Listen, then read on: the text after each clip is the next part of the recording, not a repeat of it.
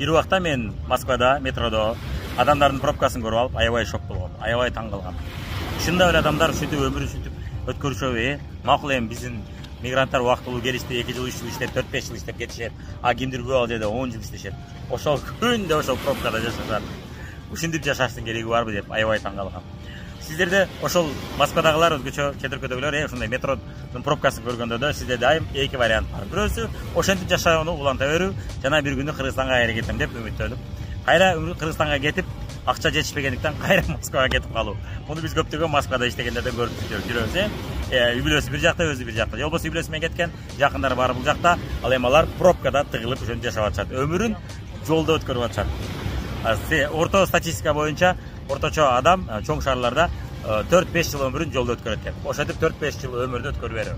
Экинчи вариант бул эмне? Экинчи вариант азыркы замандын мүмкүнчүлүктөрүн, заманбап мүмкүнчүлүктөрүн пайдалануу. Мисалы үчүн биздин окуучулар нолдон вложениясы жок онлайн бизнести башташат дагы телефон аркылуу кошумча өзүнүн жумушунда Москвада иштегенче, же Россияда иштегенче ошол бизнести жасай башташат. Анан ушул бизнесте жакшы кирешелерге чыкканда, акырындык менен подработка катары иштеп отуруп, акырындык менен бизнеске чыкканда Кыргызстанга келе беришет дагы. Кыргызстанда Москвадагыдай эле акчаларды, кирешелерди таба беришет. Жана Москвага кайра кетиш керек деп, кап деп тызылдаган бойдон балдарды таштап же атын таштап кетпейт. Ошол жакта Кыргызстанда өзүнүн жеринде чет өлкөдөгүдөй жакшы акча таап жүрүшөт. Сизге ушундай мүчөлөр кызык болчу болсо, биздин окуучуларга окшоп сиз дагы өзүңүздүн окуяңызды мен ушинтип турмушумду жакшы жака өзгөртүп алдым деп айткыңыз келсе келечекте, анда комментарийге плюс басабыз, лайк коебуз жана биздин баракчага катталабыз.